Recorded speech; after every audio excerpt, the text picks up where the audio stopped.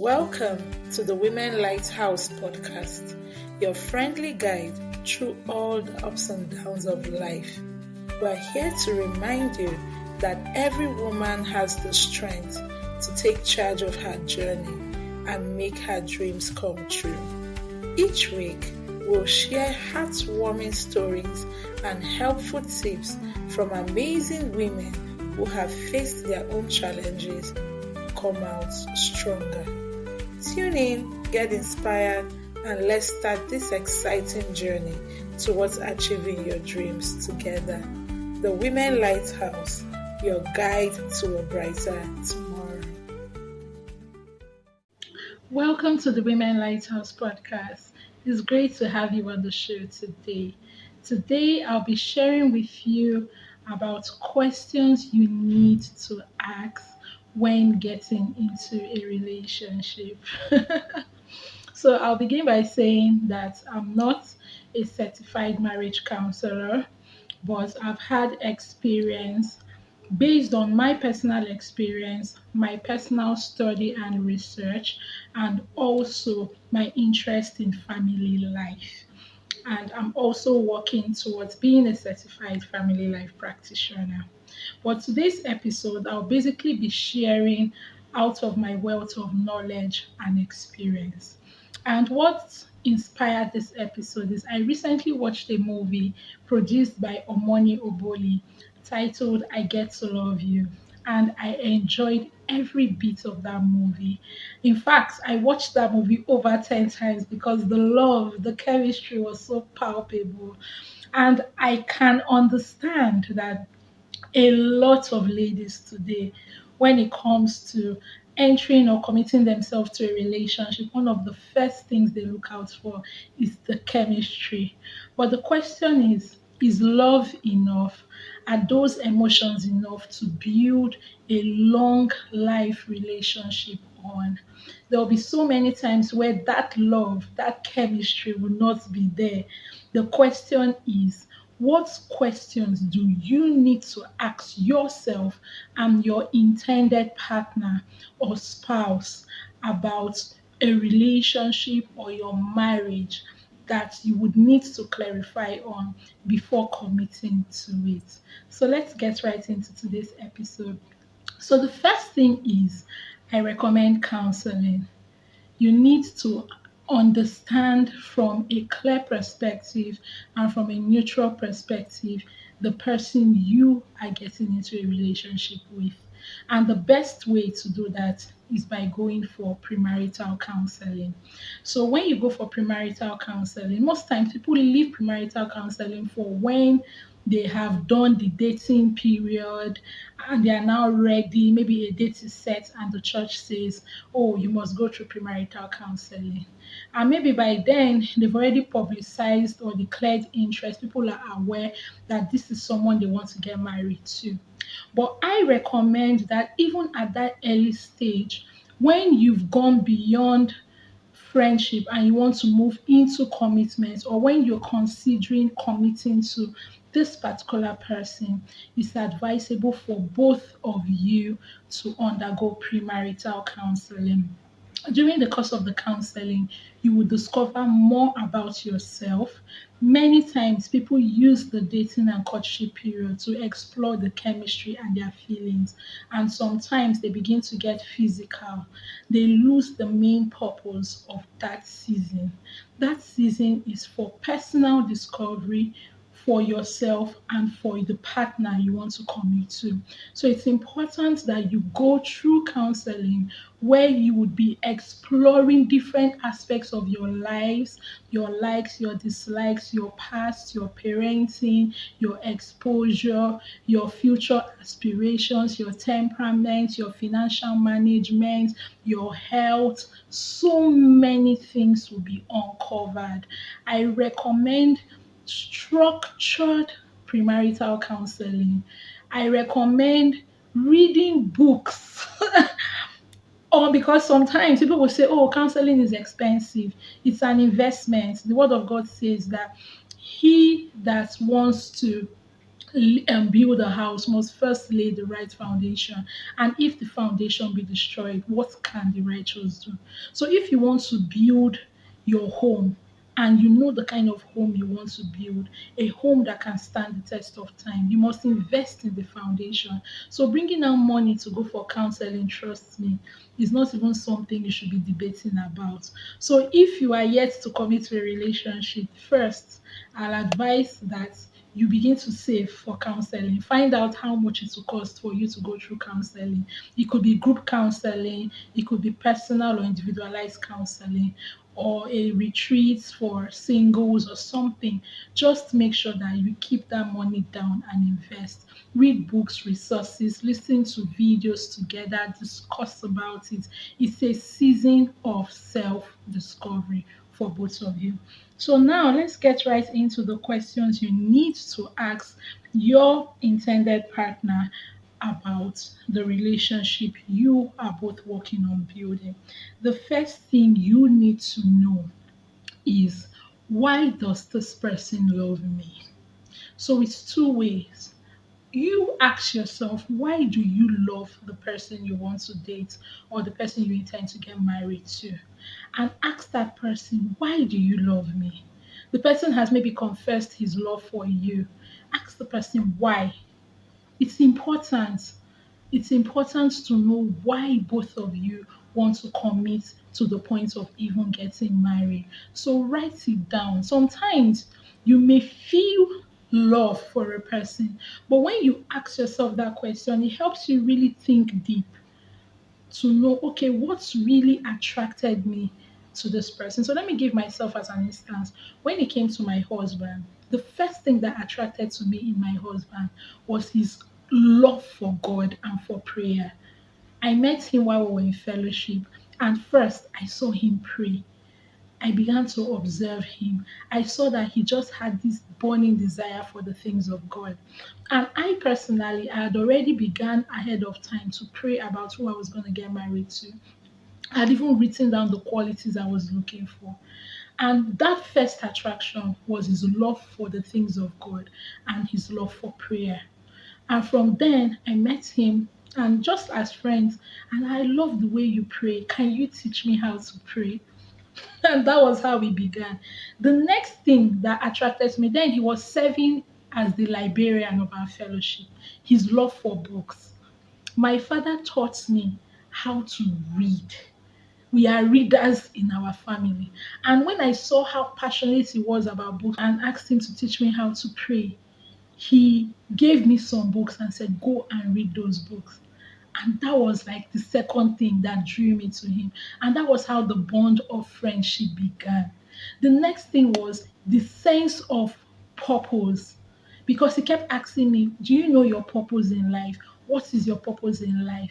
He drew me to seeking deep to understand what my purpose in life was. So he had a sense of purpose, direction, and clarity. That was another third thing that attracted me to him. So those were like the first three things that I loved about him. So the question is, this person you want to commit to, what do you love about this person? And what does this person love about you? The next thing you need to ask yourself and also your partner is, how do you resolve conflicts? Usually, when you begin a relationship, that initial moment is the honeymoon stage. There seems to be no challenges, everything is all perfect. But it's important for you to know how you resolve conflicts. So, for instance, when it comes to having issues with my husband, for me, I prefer to talk about it. Rather, he prefers to just keep quiet and process it and not say anything about it. Sometimes I would ask, is everything okay? What's the problem? And I'll just get, I'm fine, I'm fine. But the response is cold. So when you get to understand how both of you process conflict, it helps a long way for you to build your relationship, because the truth is conflicts will always exist. You will not always see eye to eye on everything. So in those moments when you have a prior knowledge of how this person processes conflicts and how they resolve conflicts, it helps in building your relationship.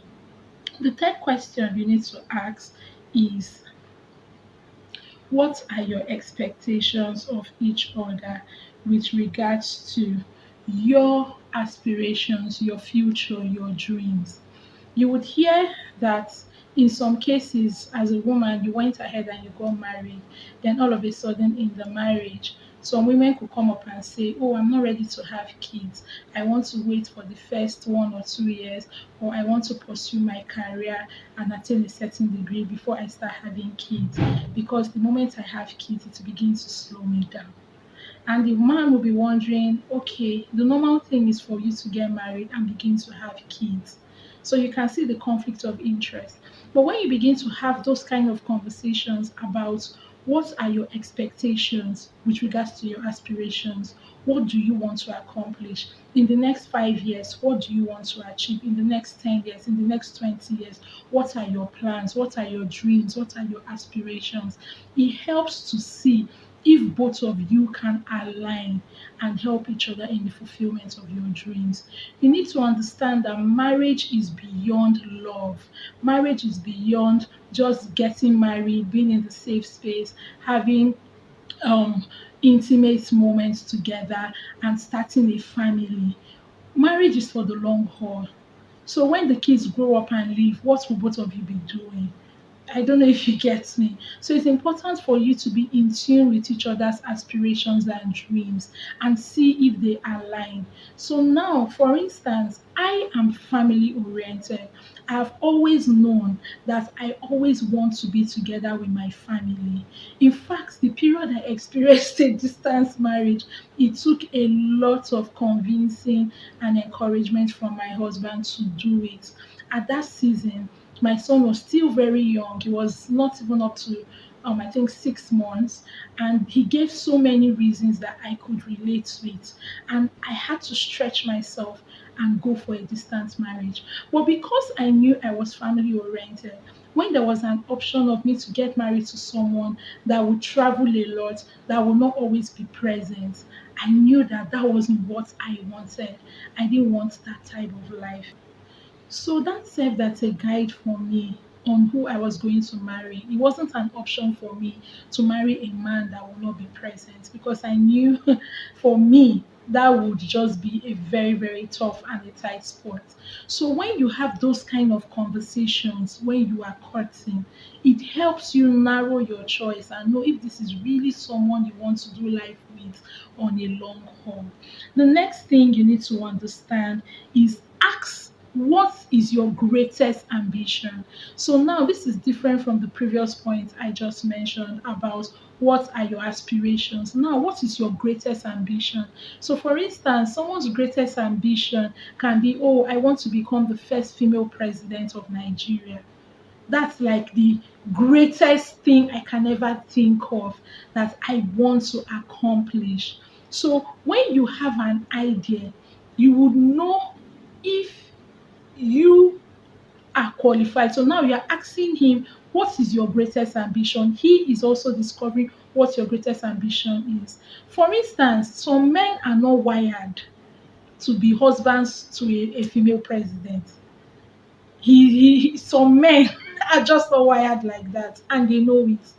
So once you tell him that this is my greatest ambition, and he tells you his greatest ambition, you will know if you actually have what it takes to help in supporting him in the fulfillment of that his ambition. So it's important for you to know what your spouse to be's greatest ambition is, or your partner or your intended partner, what his greatest ambition is. And also think about it. You, what is your own greatest ambition?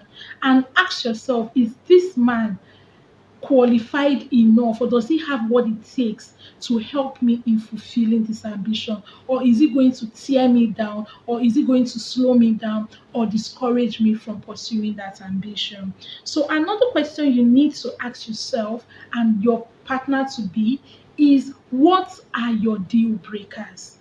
What are certain things that in fact you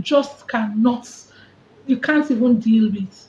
Like, I know I always ask my husband, is there anything, what is that one thing I would do that you would say we're not doing this relationship again? For some people, it's infidelity. There are so many things. And my husband actually answered me and said, there is nothing you would do that will make me not go on with our relationship. So it's important. Do you have deal breakers? What are those deal breakers?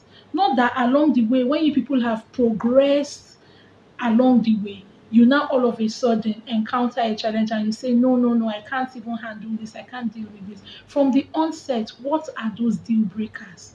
So that you too, you will know how to fashion your life to ensure that is this something I cannot deal with? Is this something that I cannot do? So if you're the man says, oh, my deal breaker is I can't stand a woman who snores, and you know that you don't have control over this snoring. It's possible that later in the future you may begin to snore even if you're not snoring now. And now you proceed and go ahead and marry him, and that snoring is the bone of contention in your marriage.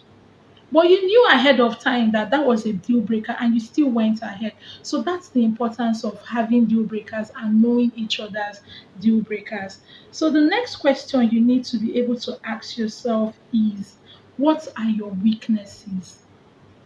So it's easy to discover your strength because the strength is what will attract you to that person. But now, what are your weaknesses?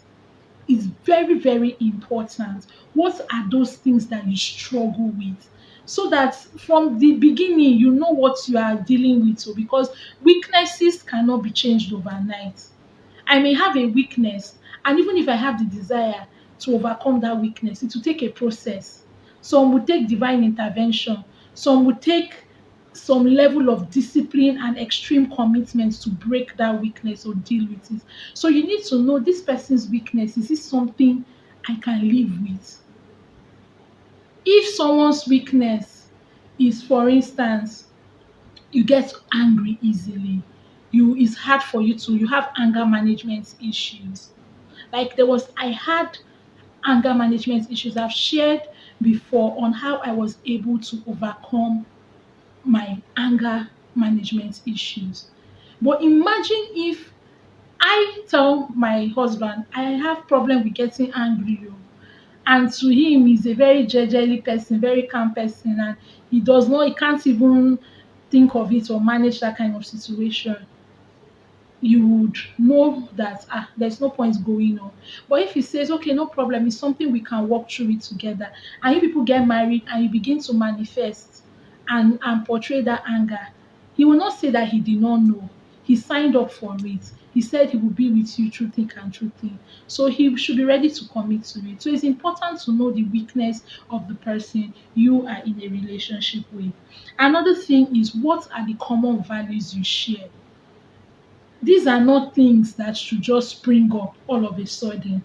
You must have things in common, things that will bring you together, even when the feeling of love and excitement is not there.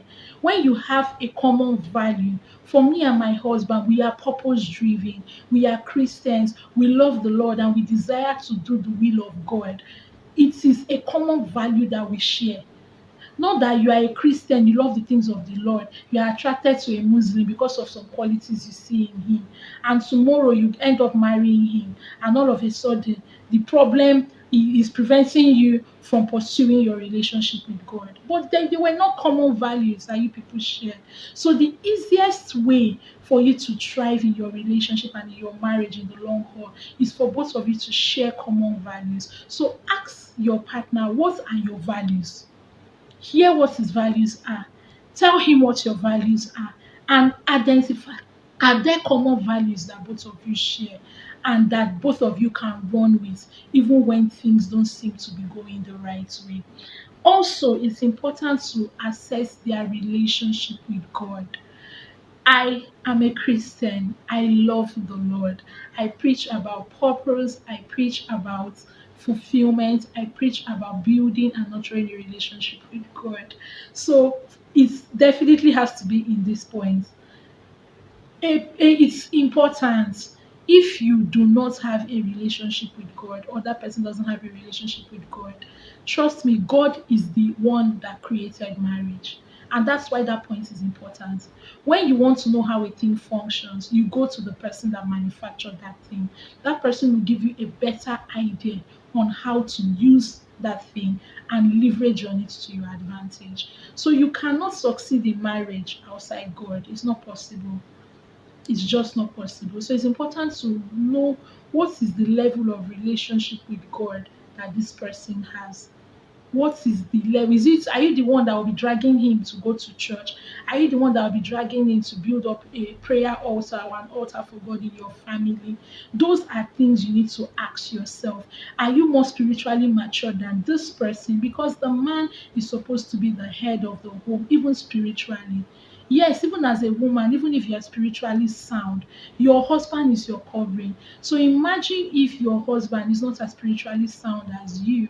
Is this something you can deal with? Is this something you can manage? You know that there are some scenarios where both of you maybe were unbelievers and later you got married. Then while you were married, you as the wife maybe became a believer while your husband is not. That's a different scenario.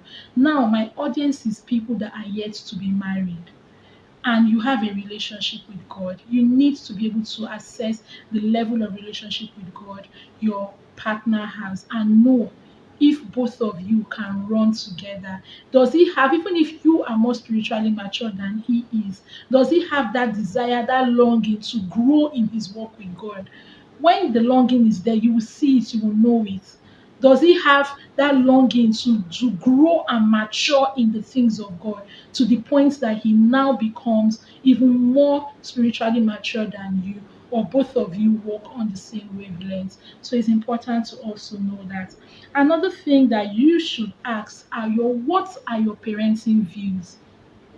What is your view on parenting? Remember, most of the time we parent as a result of the background we had, how we were parented.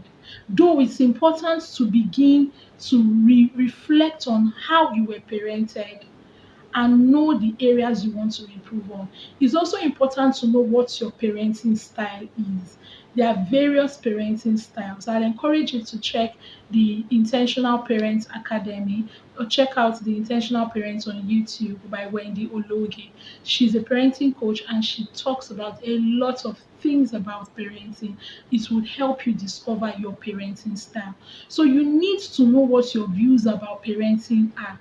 What are your parenting goals? What are your parenting aspirations? How many children do you want to have? Very important. How many children? When do you want to become parents? At what stage do you want to become parents? Discuss. There are so many things about parenting you need to discuss about. Discuss about education. What kind of education do you want to expose your kids to? For instance, I'm a homeschooling mom. I homeschool my kids. It's important because imagine if I want to homeschool, my husband doesn't want to homeschool. It's already a reason for conflict. So you see why it's important to have in-depth conversations. So courtship is the time for you to have all sorts of ideal conversations that will help you build the right foundation for your relationship. In the course of having these conversations, you will discover a lot of things about yourself and your partner, and you will now identify whether this is someone you are really willing to do life with on the long haul. And also, lastly, I want you to also ask about your sexual expectations. Is very important. I'm not saying go and begin to discuss about sex in depthly. I remember this book my husband then used to sell, Model Marriage. Sometimes you may not even know how to have these conversations. You can decide to read a book about sexual intimacy. There are so many of them. There is one about the art of marriage, the art, that's ART, the art of marriage. It talks about so many things about sexual intimacy. There's another book about building sexual intimacy. There are so many books that are knowledgeable. It's important because this is an aspect of marriage that affects a lot of couples. Sometimes there's no compatibility, but you can't go in depth and discuss about compatibility because the truth is, what your sexual intimacy looks like in marriage is what you make it to be. It doesn't just happen. It's something that both of you in marriage would decide and will nurture and will create and will improve on. So it's important to know what your expectations about sexual intimacy is. Sometimes some men may feel, oh, I want to be able to have sex every day. For some women, it may not be the case. So you may not be able to have those in-depth conversations alone to protect the health of that relationship, because by then both of you are already physically attracted to each other. So those are the kind of conversations you can have in counseling. That's why the first thing I started with is encouraging that you go for premarital counseling. So these are just a few questions that you should ask your partner and yourself when you are in a relationship, when you find someone that you're considering getting married to. As you are praying for clarity, ask the right questions, ask the right have the right conversations. And there's also a book I want to recommend, Dating Intelligently by Laju Iren. That's also another helpful resource that will help you guide you through the period of the choice of a life partner. So here is me saying that courtship is a season for you to get to know each other better, plan your future, know if both of you are heading in the same direction, and if you're ready to take the next step. So thank you for listening to me today on the Women Lighthouse podcast. See you in my next episode.